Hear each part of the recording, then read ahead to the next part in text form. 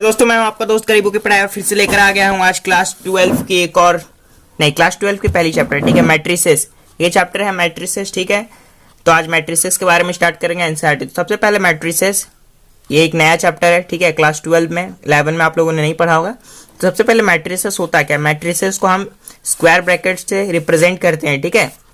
और square bracket से represent करते हैं मैट्रिसेस में मेनली दो चीज होता है, रोज और कॉलम्स ठीक है। रोज हम लोग इसको बोलते इस लाइंस को बोलते हैं, जैसे ये हो गई आपकी कौन सी लाइन, हॉरिजॉन्टल। तो हॉरिजॉन्टल लाइंस में जितने भी चीज आते हैं सारे रोज होते हैं।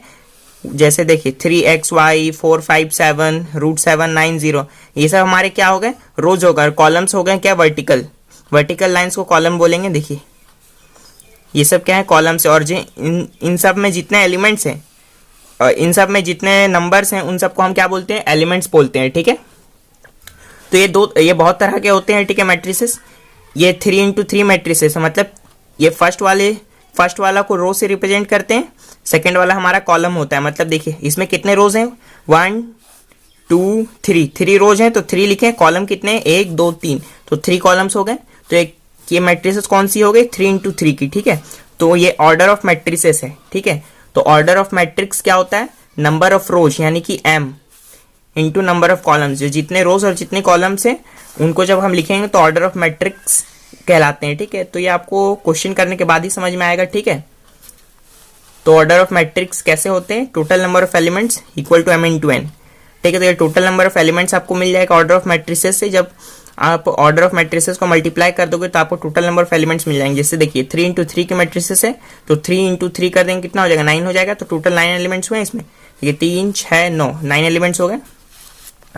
अब चलिए आपको समझाते हैं कि हम कैसे इसको रिप्रेजेंट करते हैं। देखिए ये हमारे रो हो गए, 2 रो 1 रो 2 रो ठीक है। तो इसमें रो 2 हो गए तो m क्या लेंगे हम लोग 2, और इसमें कॉलम कितने हो गए 1 2 3 तो 3 कॉलम। तो j को हम लोगों ने 3 ले लिया ठीक है।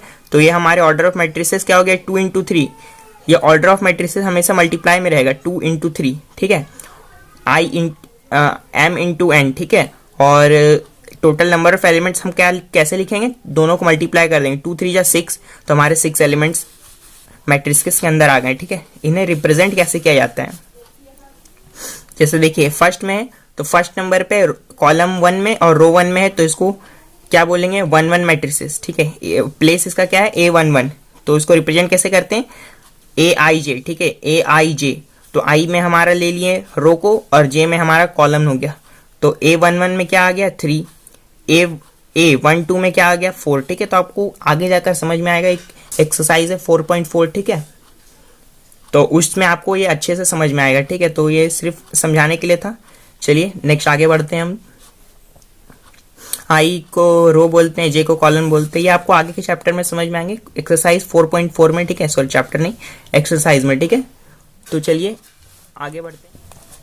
इक्वालिटी ऑफ मैट्रिक्स ठीक है। Equality of matrix mainly depend करता है 2 चीजों पर ठीक है।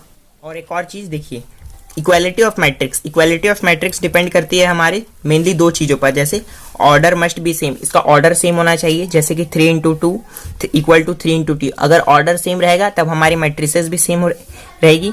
कॉरस्पॉन्डिंग एलिमेंट भी सेम होना चाहिए ठीक है। मतलब ऑर्डर तो सेम रहेगा ही लेकिन कॉरस्पॉन्डिंग एलिमेंट्स भी सेम होना चाहिए। जैसे 1 1 में कौन सा है 2, तो यहाँ पर भी 1 1 में 2 हो गया।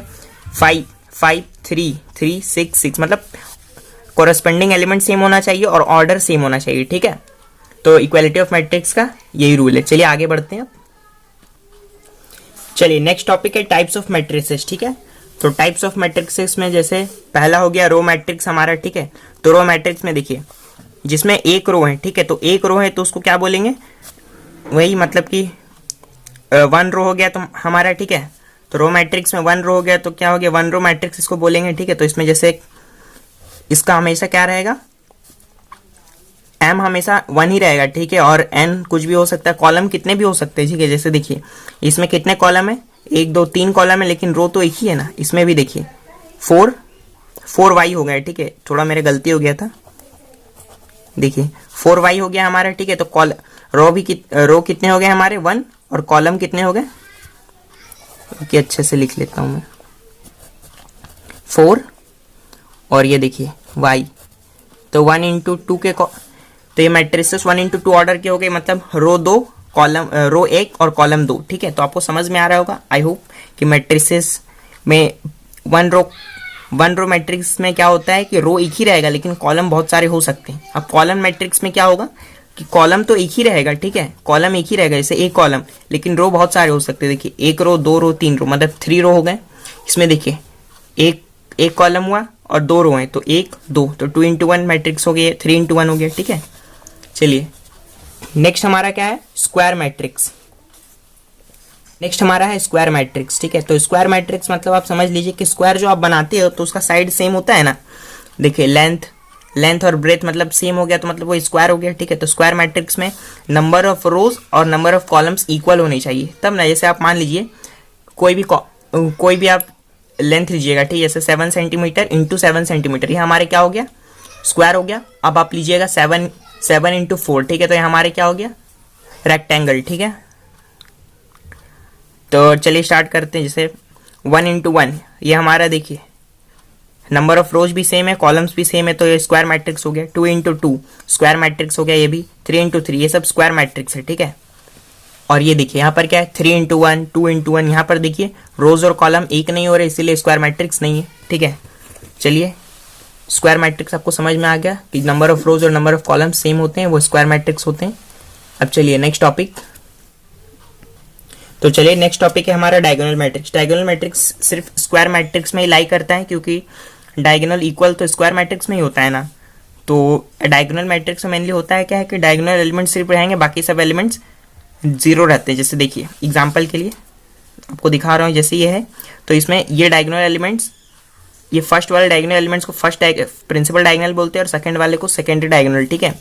तो एग्जाम्पल यहाँ पर लिया है मैंने, जैसे देखिए 3 4 ये डायगोनल एलिमेंट्स है, बाकी सब जीरो है ना इसमें। तो 2 into 2 मैट्रिक्स में ये स्क्वायर मैट्रिक्स है, तो इसमें डायगोनल एलिमेंट्स है, तो इसको हम डायगोनल मैट्रिक्स बोल सकते हैं। ये देखिए 3 into 3 के मैट्रिक्स में 3 4 5 ये तीनों मैट्रिक्स हैं, तो ये हमारे स्क्वायर मैट्रिक्स हो गए 3 into 3 के। तो इसमें डायगोनल एलिमेंट्स क्या है, 3 4 5, तो इसको डायगोनल मैट्रिक्स बोल सकते हैं, ठीक है। तो बस डायगोनल मैट्रिक्स में मेनली यही होता है कि डायगोनल एलिमेंट्स रहते हैं, बाकी सब एलिमेंट्स जीरो रहते हैं, ठीक है। तो चलिए नेक्स्ट टॉपिक की ओर बढ़ते।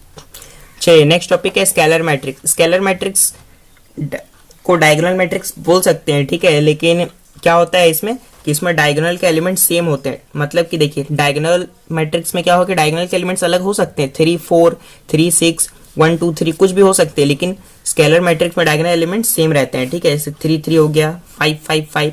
अब डायगोनल एलिमेंट्स अगर सेम है तब उसको हम स्केलर मैट्रिक्स बोल सकते हैं, ठीक है। तो चलिए नेक्स्ट टॉपिक।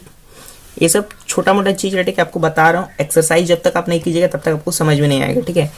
तो एक्सरसाइज की भी वीडियोस आती रहेंगी, जल्दी आएंगी, ठीक है। तो नेक्स्ट है हमारा 6 आइडेंटिटी यूनिट मैट्रिक्स, ठीक है। तो आइडेंटिटी मैट्रिक्स और यूनिट मैट्रिक्स मतलब आइडेंटिटी किसे बोलते हैं कि जैसे कोई भी नंबर्स को 1 से मल्टीप्लाई करेंगे तो वापस आइडेंटिटी ही रिप्लाई करता है, मतलब दोबारा हमको आइडेंटिटी वो देता है, ठीक है। जैसे हम 4 को 1 से मल्टीप्लाई किए, क्या मिला हमें, 4 वापस मिला, ठीक है। तो आइडेंटिटी मैट्रिक्स को हम आई से रिप्रेजेंट करते हैं, ठीक है। तो इसमें आइडेंटिटी मैट्रिक्स में होता क्या है कि मेनली क्या बोलते हैं, इसमें डायगोनल एलिमेंट्स 1 होते हैं, बाकी सब 0 होते हैं, ठीक है। तो आइडेंटिटी एलिमेंट्स लिखने का तरीका क्या है कि डायगोनल के एलिमेंट्स को आप 1 लिख दीजिए प्रिंसिपल डायगोनल के, ठीक है। यानी कि फर्स्ट वाले डायगोनल से आपको लेना है, सेकेंड वाली नहीं, सेकेंडरी डायगोनल से आपको 1 नहीं लेना है, प्रिंसिपल डायगोनल से आप 1 बैठाते जाइए, बाकी सब एलिमेंट 0 होंगे। जैसे देखिए ये 2 into 2 के मैट्रिसेस को हम I2 से रिप्रेजेंट किया मैंने, तो 1 1 हो गया प्रिंसिपल डायगोनल, ठीक है, बाकी सब 0, ठीक है। तो देखिए 3 into 3 मैट्रिसेस में क्या हो गया, प्रिंसिपल डायगोनल 1 1, बाकी सब 0, तो ये हमारे आइडेंटिटी हो गया, ठीक है। तो ये आपको एक्सरसाइज 4.2 में और 4.3 में काम आएगा, ठीक है। 1 में भी काम आएगा लेकिन उतना तो मुझे नहीं लगता है, या आ भी सकता है, ठीक है। क्वेश्चन सॉल्व करने के बाद ही पता चलेगा, क्योंकि मैं भी भूल गया हूँ, ठीक है। तो जीरो और नल मैट्रिक्स क्या होते हैं, मतलब अगर सारे मैट्रिसेस ये जो ब्रैकेट के अंदर जितने भी एलिमेंट्स सारे अगर 0 हो गए तो वो नल मैट्रिक्स कहलाएंगे, ठीक है। तो 0 0 0 0 0 0 पूरे 0 हो गए तो हम इसको O से रिप्रेजेंट कर सकते हैं या 0, ठीक है, मतलब नल मैट्रिक्स, ठीक है। अगर आपको कहीं क्वेश्चन में दिया हो कि आपको दिखाना है ये इस मैट्रिक्स को 0 के बराबर दिखाना है, ठीक है, तो समझिए आपको नल मैट्रिक्स बनाना है, तो ये आगे आपको बताऊंगा तरीका कि कैसे बनाना है, ठीक है। तो चलिए नेक्स्ट एक्सरसाइज स्टार्ट करते हैं। तो ये वीडियो में तो मैं नहीं, इसके लिए एक सेपरेट वीडियो बनाऊंगा, ठीक है। तो चलिए आगे के लिए धन्यवाद। तो नेक्स्ट वीडियो में आपको एक्सरसाइज 3.1 बताऊंगा, ठीक है। तो अभी पढ़ के रखिए आप 3.1, और ये जितने मैंने फॉर्मूला और टाइप्स ऑफ मैट्रिक्सेस बनाया बना के रखिए, फिर मिलते हैं।